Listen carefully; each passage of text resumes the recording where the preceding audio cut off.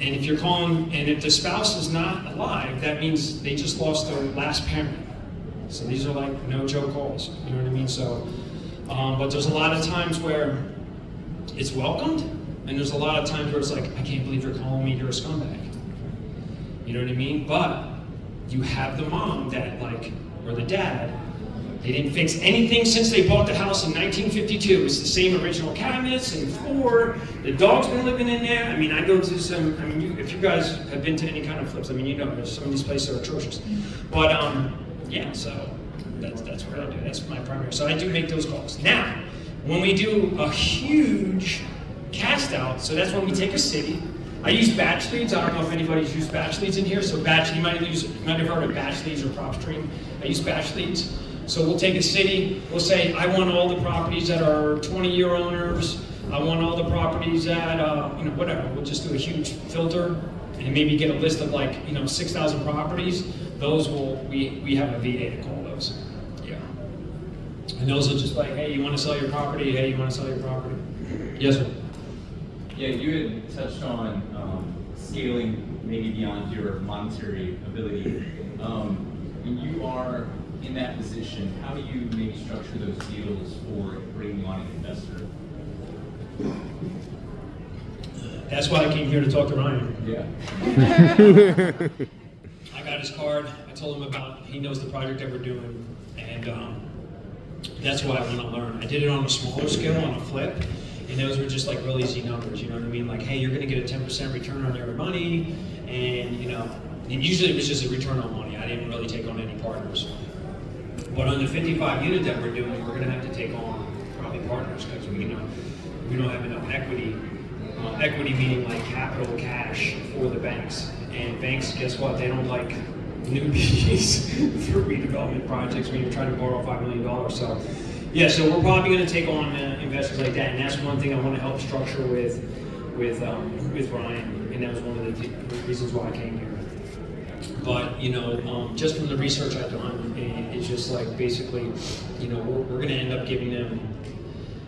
We don't want to give up too much equity. We just want to give them a return on their capital. So we're going to use their capital more of kind of use them as a bank, and just give them a return on their investment, and then cash them out and we do the refi when the property stabilized. Yes, ma'am. How did you start? How did I start? So. My first introduction to real estate was my great-grandfather owned a corner store in Allentown, and through the years he would buy properties from people that were struggling. And I wasn't alive during then, but I was alive with my grandma to go around and collect the rents. And I remember sitting in the Oldsmobile, and she'd just be waiting outside people's houses, yo, we gotta collect the rent from these people. And I'm like, man, come on, it's hot in here. This is before I don't know, for some reason, old people back then didn't believe in using the AC in the car, but I just remember being a kid, dying, so hot in our car, in a Oldsmobile, and we would just wait. So that was my first introduction, and then as I got older, I would be the one that had to go in there and clean out the apartments. But back then, it was just pop-up owned apartments. I didn't know anything about wealth. I didn't know anything about hey, these things could be generational. Actually, all those apartments have been sold, and I don't own any of them. And my family never looked at it like that. They were just apartments that pop-up owned. So I bought my first unit, my personal building, back in 2016. I remember it was the night that, I was in there rehabbing it. I owned a restaurant at the time. I bought my first 3 unit. I lived in one of the units. I rent out the other 2, so some people might use that term, house hack. And I remember the day I closed on the building, I owned a pizzeria at the time. I remember the day I owned the building, or the day I bought the building, my prep guy knocked out my line cook. So I had to fire my prep guy. And I remember that whole year, I was training a line cook. Then I would go work at my property. And then I would, you know what I mean? And then my line cook would quit, and then I would be, you know what I mean? And it was just the whole year was training one of my workers, and then at nighttime going to work at my property. And it was a super stressful year. And the point of that story is you just gotta jump in and do it, and just get it done, and be part of the no matter what club, and just get it done, because shit's gonna happen, life's gonna happen. You just gotta keep pushing through and make it happen. If you want to really be part of this, you just gotta make it happen. I love these questions, man. You guys are awesome. Sarah, you got a question? Come on, Sarah. Yes, sir. So what do you look for in a contractor that you're choosing for a project? I'm sorry, say that again? What do you look for in a contractor? What do I look for in a contractor? I look for honesty. I look for integrity. You know, I've used some, I'm laughing because we got this guy Gary. Gary's a fucking mess. Listen, he smokes weed. He's a mess, bro. But he's just one of them dudes I just try to help out. But he's not like my main contractor. He's like a guy I used for like demo. That's a great question. For me, I'm a people person. I'm all about honesty. I don't mind, what I've learned is, I don't mind paying a little bit more to someone if I know they're gonna show up and I know they're gonna do good work. Because at the end of the day, I just want the job done and I want it done good. You know what I mean? I'm not trying to like, they don't need to be like, you know, gold plated and stuff. I just want it done good. So for me, I just look for the little things. Because I had my pizzeria, I was kind of a good judge at character. And because of my past and where I've been into a lot of crazy situations, you know what I mean? Like I got 14 years clean and sober. I did 4 years in the penitentiary, you know what I mean? It's just like, I've been around crazy people, right? And for me, I could just kind of get that vibe from someone. Like it needs to be just like a good vibe from someone.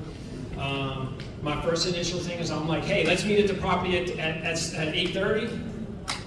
Listen, if that dude's like, oh, dude, on the day of, like 20 minutes before, oh, yo, I'm jammed up, I can't meet you. Let me come by 10. That's already a strike right there for me. You know what I mean? Like little tests like that. Dealing with contractors, let's dip into that a little bit, because I know you had some questions about that. You've all heard the stories, or you might have heard the stories, man, I gave the contractor like $10,000 and he ran off with my money. Anybody hear those stories? Listen, these contractors, some of them are no joke. That's why, until you build up that relationship, man, my man Fausto, man, I didn't even pay him until after the job's done. That's what kind of relationship I have. He knows I'm going to pay him, and I know he's going to get the work done. You know what I mean? So, but it took a while to build up that relationship. But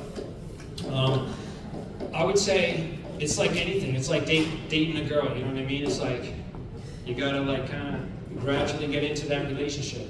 You can't really trust him 100%, but he can't really trust you 100%. Because I know a lot of contractors, they ain't getting paid, and I know they do good work.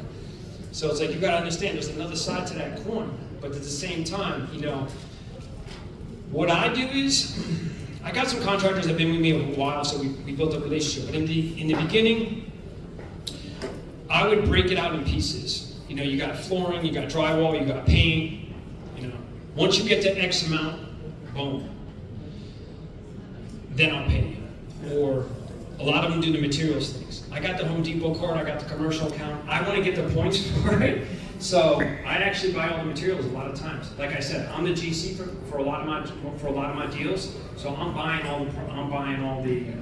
lot of materials. Like you ain't gonna get me on the materials, you know what I mean? At least the materials are sitting there. If I gotta fire you as a contractor because you suck, no problem. I still got the materials. I'm gonna hire another dude the next day, you know what I mean? And that's a real trick. Like someone said it in the other room earlier today, like going to Home Depot at like 6 in the morning and you seeing who's there, getting materials that early in the morning, like those are usually good contractors, you know what I mean? I network with those dudes. I see a dude loading up roofing material. Yo, man, you a roofer?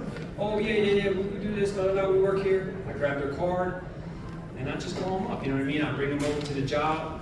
And you can build up a couple like that, you know what I mean? Like, say if we have a roof that needs to be done, I already got like a solid roofer I use all the time, but until I got to that point, you know what I mean, I would try to bring over a couple contractors, give me a bid, and I would say, hey, explain to me, like, what are you gonna do here? But before that, I would watch a little YouTube video, so I would have a little bit of a jargon and I knew what I was kind of talking about, you know what I mean? YouTube's a vast source of knowledge, you know what I mean? Go into that meeting like with a little bit of base, you know what I'm saying? And then, as I would learn from one roofer, well, I'm going to do these type of shingles and this and that. I'm going to do 212, but I'm going to just make it shit up. I'm going to do 212 shingles, whatever. All right, cool. Next roofer. I'm like, what kind of shingles are you going to use? You going to use the 212s or what? Oh, no, I don't even know what the fuck I'm talking about. You know what I mean? You know what I mean? You just, you know, fake it till you make it. Right now I know, like, you know what I mean? Because I've been through so many projects, but Yes, ma'am. I was gonna say, can I add to that? Yeah. Someone It's who an interactive audience. I like it. right? Someone who listens and someone who is organized.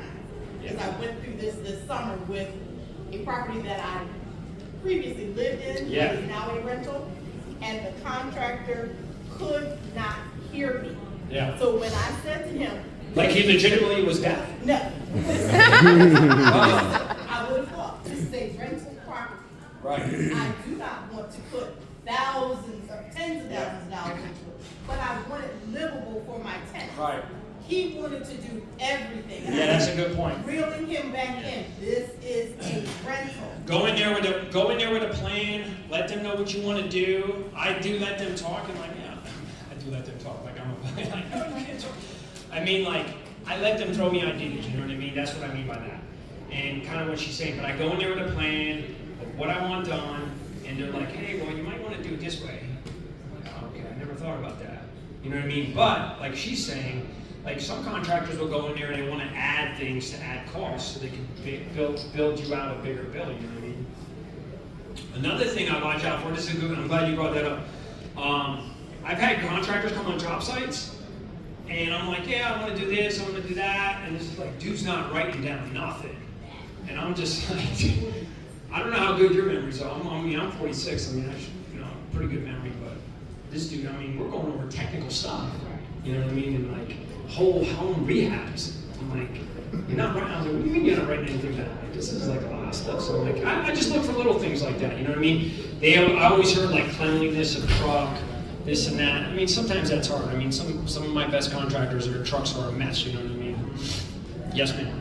What is the Okay, right. toughest lesson you learned and how did you recover from it? What's that? What was the toughest lesson you learned in real estate and how did you recover? Lessons I learned and how I recovered from it. That was a question, right? Yes. Lessons I learned. I am always in learning mode, honestly. So I never. It's funny. I have a friend, Mike. He's a big Armenian dude. He's from New York. He's from Queens. And I'd be like, Mike, you want to go to this? This is a couple years ago. I'm like, Mike, you want to go to this?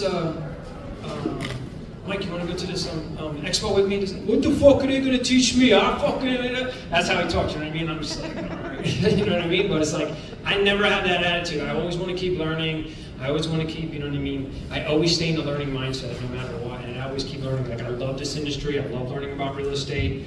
One of the biggest things I learned is that, like, pick a lane. There's no better feeling when you finally pick a lane and you just stay in that lane. You know what I mean? Like, right now, I picked the lane of flipping. Yeah, we do have the bigger project going on, but it's kind of like behind the scenes to me. It's a long-term thing. I have a partner with that, and it's the redevelopment project's no joke. They take a while to get through the city approvals and all that. But my lane right now is flipping. Like, I don't even want to add anything else to my portfolio. I just want to stay with flipping. I just want to get active cash flow. That's all I want to do right now. Yes, sir. How do you structure your contracts with your contractors? Is it always fixed pricing, or how do you approach that? How do I structure my contractors? That's a great question. So basically, I kind of know just from doing multiple projects, kind of where I want to, how much I'm kind of willing to pay. And because I kind of GC it and we do some of the work, it's a little bit of a tough question because, you know what I mean, some things that, like we always take on the painting, we always take on all the demo, we always take on all that stuff, you know what I mean? I had a painting and power washing business at one point, so we'll do all that, we do all that stuff. And sometimes that's hard for me to, like when people ask me like what my numbers are, see, I'll build a crew of 2 painters, so like I'll get a whole house painted, you know what I mean, way cheaper than as if a company came out and painted it for somebody, because I'm going to build to pay, but I'm going to take on the stress of having to manage those 2 guys, you know what I mean, and I'm okay with that. So for me, I think it just got to a point where it's just kind of like consistent prices that, you know, like I've been dealing with the guys that I kind of deal with for a while, so like I just kind of know what they're going to be charging me. I know that probably doesn't answer your question, if it does it. I guess you gotta get comfortable with them. You got to get comfortable with them, yeah. But you know, I do have some like general, you know, formulas like when I'm running my numbers, you know what I mean? Like, okay, kitchen's going to cost me X. bathroom's gonna cost me this. You know what I mean? Thanks. Yes. Yes, great talk, thank you. So, Yeah. my question is, what is your favorite method of financing your deals? Favorite method of financing my deals? So, I used to be a mortgage broker. I hated doing residential mortgages, so I got into doing what's called DSCR loans. And then DSCR loans, I dealt with a lot of investors that were doing cash out refinancing on their burr properties. So they were buy, rehab, rent, refinance for me. So I started to meet like a lot of hard money lenders and stuff like that. Now, I think if the deal, I mean, if you're flipping, you either have your own personal capital or you're using hard money. I mean, I don't know what other way, you know what I mean? Or, you know, and when I say hard money, private money, I'm putting them in the same category. A private money lender got really mad at me one time because I called him a hard money lender. I'm a private money lender. I'm like, your shit's still 12%. This shit. It's still hard to swallow. So just a real quick overview. If anybody doesn't know what private money or hard money, when people say hard money, it's usually money that you're borrowing from somebody, either in a 6-month or 12-month term, and you're borrowing it at a little bit of a higher interest rate. So 12% is typical, and you're paying points up front. So when someone says 1 point, 2 point, 3 points, that means whatever the loan amount is, they're putting 1% onto that. So if you're financing a $100,000 house, you're going to pay 2 points up front, which is $2,000, and then you're going to pay the mortgage, you're going to pay the interest per month. I personally use a line of credit that I have through a stock portfolio, and that's what I'm utilizing now. My friend Mikey the other day, I said, Mike, we got to keep looking for capital. So my question is, obviously, your cheapest capital that you could possibly find is going to be your first option. And you're like, Chris, well, where is that? It's everywhere. One thing I've learned as a mortgage broker, there's so much money out here, it is ridiculous. I mean, there's doctors that just sold their practice that don't know what to do with their money. There's business owners that have stacks of cash to sit. I mean, this is real shit, bro. I just had a conversation with a gentleman the other day. He's a doctor. He sold his practice about 10 months ago. He moved to Florida, was supposed to marry this other girl. He got rid of her, came back. He's back with his wife. And he's like, I want to get into real estate. And I'm like, really? Wow. Okay. He's like, how much did you sell your building for when you sold your practice? I was selling for like 1.2. Oh, what did you do with that money? Oh, I got to sit in the bank.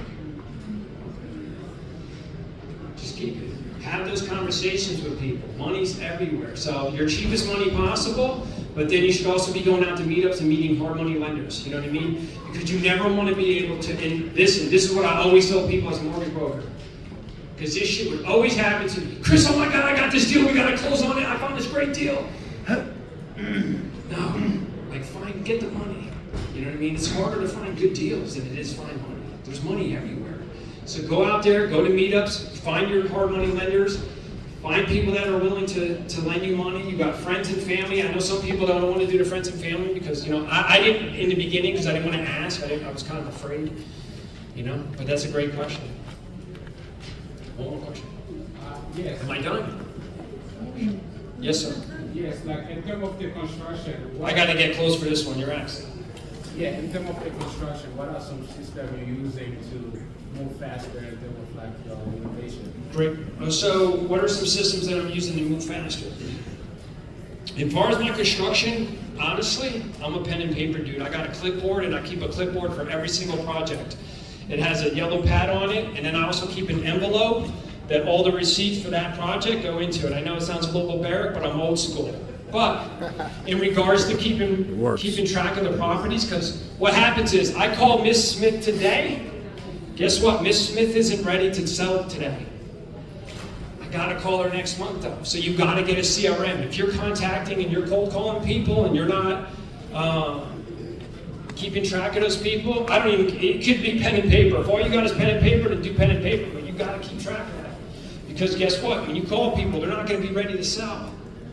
You know, you call Miss Smith, Miss Smith don't want to sell right now today to you. She don't like you yet. She'll sell to you 3 months from now. It took us 9 months to close that deal, and I still had to do a lease back to that dude. It took him 9 months to close that deal. So but I called him every month. Hey, Hal, what's going on, man? And I had to listen for about an hour and a half of him telling me stories about what renting was like back in the day. You know what I mean? Every time I was like, oh, it's going to be a Howard call. It wasn't one of those calls where you could just jump off in 2 minutes. Can we do one more question? One more question. Big Boss said one more question. Yes? So being involved in redevelopment, how involved are you with city council, zoning boards, anything else like that? Right, so I'm very involved. So that's how I got on the deal. I'm going to tell you the story for that deal real quick and then we're out of here. So I was a mortgage broker, commercial mortgage broker. I was trying to find who I was going to do another deal, who I was going to do another loan for. So what I did was I went on Backstreet, actually PropStream. I pulled a list of cash buyers. So all the people who brought properties with cash in the past 30 days. And my goal was to cold call these people and say, hey, do you need capital? I see you bought this, because I figured they would want to do a cash out soon. So it was the 7th person I called, and he said, I don't know, it was me and Armenians, but he's like, yes, Christopher, I need to cash out. I bought this other property over here, and I need to cash out he just did a 1031 exchange, so he bought a 5 unit and a 10 unit. I was calling him on the 5 unit and the 10 unit, and he just put a down payment on this package deal for a 30,000 square foot and a 90,000 square foot. This guy was wild though. And I was like, yeah, no problem, I could do a cash out for you. And I go, what do you need the money for? And he was like, well, I bought this building over here. And I knew the building. I said, oh, Melinda was your agent. Oh, you know Melinda? Yeah, I know Melinda. And I said, all right. So he finally came to my office, we did the paperwork. I mean, this dude didn't have the leases. He was so disorganized. I'm like, he's still disorganized. So I was like, he was like, Christopher, do you have an architect? I said, yeah, I have an architect. He said, Christopher, do you know somebody that does this? Yeah, I know somebody that does that. So I just brought him value, and then we ended up becoming partners. So I got a small equity piece on that deal. But my job is to handle all that paperwork. My job is to deal with the city council. My job is to deal with the engineers. My job is to deal, you know what I mean? And I just like right place at right time. But I got that deal, and I got on that deal because I picked up the phone and kept dialing, you know what I mean? And you never know who you're gonna meet in this room next to you, who's gonna be a great partnership or whatever. But I wanna say thank you very much. You guys were like an awesome crowd for my first crowd ever. I hope I brought something of value to you guys. I do got some business cards. I did tell you I would. Anybody who wants that flip calculator, the spreadsheet that I use, it's awesome. I love it. There's a whole tutorial video. I got it from another guy. I didn't invent it. You know what I mean? I'll send it to you guys. Whatever. Just I'll give you my card. Just shoot me an email, and then we'll figure it out.